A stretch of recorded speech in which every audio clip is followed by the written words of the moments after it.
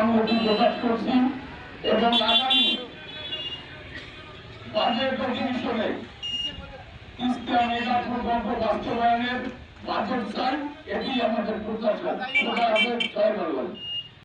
বাস্তবায়নের ঘোষণা দেওয়া হলো, তখন আমরা তিস্তা নদীর দুই তীরে 230 কিলোমিটার ব্যাপী মানববন্ধন করেছিলাম মাননীয় প্রধানমন্ত্রীকে অভিনন্দন জানিয়ে। সেই মানববন্ধন হয়ে যাবার পরে আজকে 3টা বছর পার হয়ে গেছে, কিন্তু তিস্তা মহাপরিকল্পনা আলোর দেখে নেই। আমরা তিস্তা মহাপরিকল্পনা বাস্তবায়নের জন্য নৌকা সমাবেশ করেছি, তিস্তা কনভেনশন করেছি, রংপুরে গণসমাবেশ করেছি এবং তিস্তা অববাহিকার প্রতিটি উপজেলায় আমরা স্পষ্ট কর্মসূচি পালন করেছি। এই কর্মসূচিগুলি পালন করার পরে গত বছরের 2 আগস্ট বাংলাদেশের মাননীয় প্রধানমন্ত্রী জননেত্রী শেখ হাসিনা রংপুরে সমাবেশে এসে বললেন, আমাদের তিস্তা মহাপরিকল্পনা আমরা বাস্তবায়ন করব। এই তিস্তা মহাপরিকল্পনা বাস্তবায়নের সাথে আমরা দেখলাম প্রধানমন্ত্রীর ঘোষণা করা হয়ে যাওয়ার পরে নির্বাচন হলো। নির্বাচনে তিস্তা মহাপরিকল্পনার দাবিকে দিয়ে রাখার জন্য আমরা প্রত্যেকটি প্রার্থীর কাছে গেলাম। তিস্তা মহাপরিকল্পনা এই অঞ্চলের অন্যতম দাবিতে পরিণত হলো। প্রত্যেকটি প্রার্থী, প্রত্যেক সংসদ সদস্য পদপ্রার্থী তিস্তা মহাপরিকল্পনাকে সামনে রেখে তার বক্তব্য দিয়েছেন, নির্বাচনী প্রতিশ্রুতি দিয়েছেন।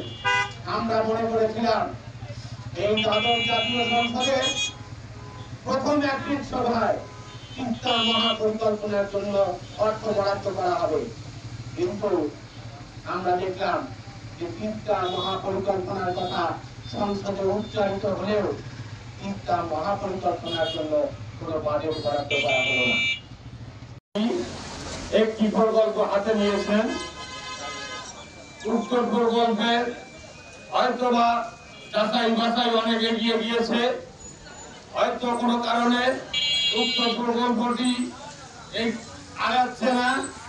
আমরা মাননীয় প্রধানমন্ত্রীর কাছে আজকের এই মানববন্ধন কর্মসূচিতে জোর দাবি জানিয়ে বলতে চাই, অনতিবিলম্বে আপনি যে প্রকল্প হাতে নিয়েছেন, অনতিবিলম্বে সেই প্রকল্প বাস্তবায়ন করে এই গঙ্গা পীড়িত কুড়িগ্রাম জেলার মানুষকে ভাগ্যের উন্নয়ন ঘটাবেন এবং এই অঞ্চলের উন্নয়ন ঘটাবেন।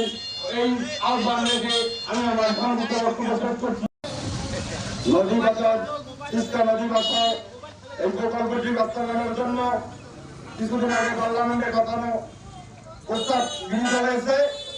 আমাদের যে দাবি, অবিলম্বে পার্লামেন্টে যেহেতু আলোচনা হয়েছে, এই মেগা প্রকল্প দিয়ে এই এলাকার মানুষকে রক্ষা করবে, এই আশাবাদ প্রধানমন্ত্রীর কাছে রেখে আমি আমার বক্তব্য শেষ করছি। পরিষদ কর্তৃক আয়োজিত মানববন্ধন ও স্মারকলিপি পেশ তিস্তা নদী তীরবর্তী 12টি উপজেলা জুড়ে সংগঠিত হচ্ছে। সেই সংগঠনের পক্ষ থেকে আপনাদেরকে প্রাণঢালা অভিনন্দন। আজকে আমাদের মাঝে উপস্থিত আছেন তিস্তা বাঁচাও নদী বাঁচাও সংগ্রাম পরিষদের বিভাগীয় স্থানীয় কমিটির সদস্য বক্তিয়ার উদ্দিন শিশির ভাই, আরও উপস্থিত আছেন রাজারহাট উপজেলার সভাপতি মোহাম্মদ নাজিম সরকার, এছাড়াও অনেক নেতৃবৃন্দ এবং আমাদের নদী তীরবর্তী এলাকার নদী গড়ে বিভিন্ন হওয়া জনসাধারণ বৃন্দ, সবাইকে এই সংগ্রামের পক্ষ থেকে আন্তরিক অভিনন্দন। সবাইকে আসসালামু আলাইকুম, হিন্দু ভাইদেরকে আদাব। সম্মানিত এলাকাবাসী, সম্মানিত দেশবাসী, আপনারা জানেন উত্তরবঙ্গ দীর্ঘদিন থেকে অবহেলিত। আমরা যেমন পাকিস্তান আমলে পাকিস্তান কর্তৃক শোষিত, নির্যাতিত, নিপীড়িত হয়েছিলাম, বর্তমান সময়ে দেশ স্বাধীন হয়েছে ঠিকই, কিন্তু উত্তরবঙ্গ এবং দক্ষিণবঙ্গ যে বৈষম্য রয়েছে, এই বৈষম্য পাকিস্তানের বৈষম্যকে হার মানিয়েছে। দক্ষিণ লক্ষ্যে মেগা প্রজেক্ট হয়, কর্ণভূমি টানেল হয়, পদ্মা সেতু হয়, কোটি কোটি টাকা, হাজার হাজার কোটি কোটি টাকা ব্যয় হয়। উত্তরবঙ্গবাসীর শুধুমাত্র একটি দাবি, 8,500 কোটি টাকা যদি ব্যয়িত হয়, তাহলে এই টাকা দিয়েই তিস্তা নদীর 115 কিলোমিটার নদীর 2-3 সংরক্ষণ করা সম্ভব। এই নদীর মাধ্যমে যখন বর্ষা আসে, যে ভাঙ্গন সৃষ্টি হয়, সেখানে উপস্থিত না থাকলে, আমরা সচক্ষে না দেখলে এর করুণ আশীর্বাদ আমরা বুঝতে পারবো না। আমরা যারা নদীতে বসবাস করি, আমরা জানি এই নদীর করাল গ্রাস সাধারণ কৃষকদেরকে নদীর বাস্তবায়ন হবে, বাস্তবায়ন করব। আমরা মাননীয় প্রধানমন্ত্রীর সেই বক্তব্য, সেই ওয়াদাকে গুরুত্ব বাস্তবায়ন করে তার দাবিতে আজকের এই মানববন্ধন। আর ঢাকা উপজেলার কিছু মানববন্ধন হচ্ছে না, তিস্তাগড়ের প্রতি উপজেলায় কি এই মানববন্ধন সংগঠিত হচ্ছে। তাই আমাদের সকল উদাত্ত আহ্বান, এটা শুধু প্রতিদিন প্রতি সময় বন্যার সময় অসংখ্য ঘর বাড়ি, অসংখ্য গ্রাম, মসজিদ, শিক্ষা প্রতিষ্ঠান, মন্দির সহ প্রতিনিয়ত তিস্তার নদীর গর্ভে বিলীন হয়ে যাচ্ছে। সরকার নামকা আসতে এগুলো রক্ষার জন্য পানি উন্নয়ন বোর্ডের মাধ্যমে কিছু বস্তার ব্যবস্থা করে তিস্তা বাড়ির মানুষকে সান্ত্বনা দিচ্ছে। আমরা আর এই সান্ত্বনার বাণী শুনতে চাই না, সান্ত্বনা দেখতে চাই না। আমাদের সকলের একটাই দাবি যে আমরা তিস্তা মহাপরিকল্পনা বাস্তবায়ন চাই। কিন্তু মাননীয় প্রধানমন্ত্রী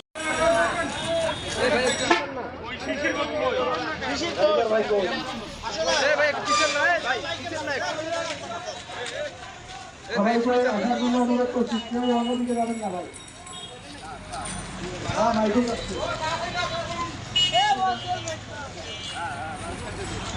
একটু দাম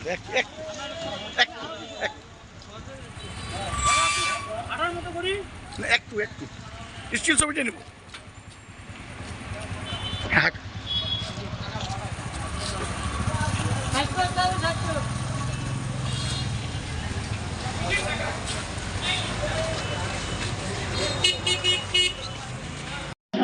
উনি কথা শুনবেন, ওনার সঙ্গে আমাদের কথা হয়েছে, ওনাকে আমরা একটা প্রেস নোটও দিয়েছি কিভাবে বলবেন। আসলে উনি শুধু নয়, লালখাইগঞ্জ জেলার যে এমপি আছেন অ্যাডভোকেট মতিয়ার রহমান, ওনার সঙ্গে আমাদের কথা হয়েছে, উনি কথা শুনবেন।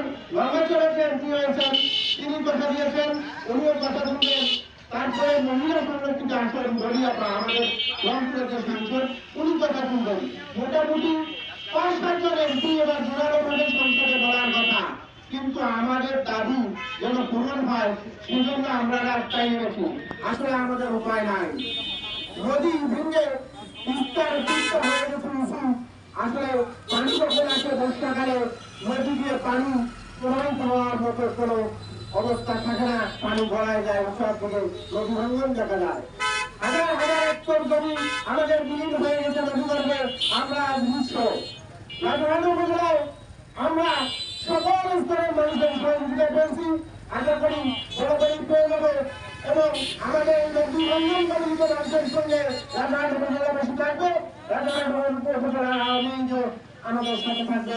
সেই সাথে আমি রাজধানী উপজেলা প্রশাসন এবং মিডিয়া কর্মী যে সমস্ত ভাইরা আছেন সকলের প্রতি কৃতজ্ঞতা জানাই। আসলে এই আন্দোলনের একটা বড় ভূমিকা পালন করেছে আমাদের মিডিয়া কর্মীরা। তাদের প্রচারের কারণে আমাদের সারা বাংলাদেশে যে ব্যক্তি হয়েছে, এটা অস্বীকার করার কোনো উপায় আমাদের নাই। আমি ধন্যবাদ জানাচ্ছি মিডিয়া কর্মী থেকে সংশ্লিষ্ট যারা আজকে উপস্থিত হয়েছেন সকলকে।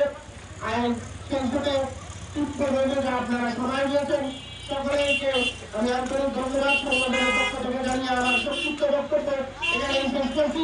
সেই সাথে সকলকে আহ্বান করছি, আসলে আমরা এভাবে বারবার প্রধানমন্ত্রীকে একটা স্মারকলিপি হিসেবে দিতে চাই। আমরা উপজেলা পরিষদে পায়ে এসে যাব এবং সেখানে ভারতবর্ষকে আমরা আমাদের প্রোগ্রাম শেষ করবো। ধন্যবাদ সকলকে। সংগ্রামী সভাপতি সহ তিস্তা বাঁচাও স্বাধীনতা সংগ্রাম পরিষদের স্থানীয় কমিটির সদস্য যারা সুশীল আহমেদ এবং আমার অর্থ এলাকার নদীভঙ্গন কমিটি এলাকার সকল জনসাধারণ সকলকে আমার সালাম জানাচ্ছি। আসসালামু আলাইকুম। আপনারা জানেন রাজারহাট উপজেলাবাসী, এর আগেও আমরা আপনাদের কাছে এসেছিলাম গত বছর একটা মানববন্ধন আমরা করেছি, এবারেও আমরা আসছি। দাবি ওই একটাই, মহাপরিকল্পনা। যেটা মহাপরিকল্পনা নামটি দিয়েছেন প্রধানমন্ত্রী নিজেই এবং এই বাস্তবায়নের ঘোষণাও দিয়েছেন। কিছু কূটনীতিক কারণে কাজটা করা সম্ভব হচ্ছে না, সেটা আমরা সবাই অবগত। কিন্তু আর কতদিন আমাদের দেয়ালে পড়ছে যেতে। সংগ্রামী ভাইরা আমার, আমরা ওই আপনি তো বলেছেন যে আমরা ইতিপূর্বে যোগ্য কোনো সংসদ সদস্য পাই নাই, তিনি এটার দাবি একদম ভালোভাবে করবে সংসদে। কিন্তু অত্যন্ত আশার কথা, এবারে দ্বাদশ সংসদ নির্বাচনে আমাদের এই অঞ্চলের যিনি সাংসদ হয়েছেন ডক্টর হামিদুর খন্দকার, উনি একজন বীর মুক্তিযোদ্ধা। গত সপ্তাহে আমি সহ আমার সংগ্রাম পরিষদের প্রেসিডেন্ট এবং সেক্রেটারি তার সঙ্গে দেখা করেছিলাম। রংপুরে ওনার সঙ্গে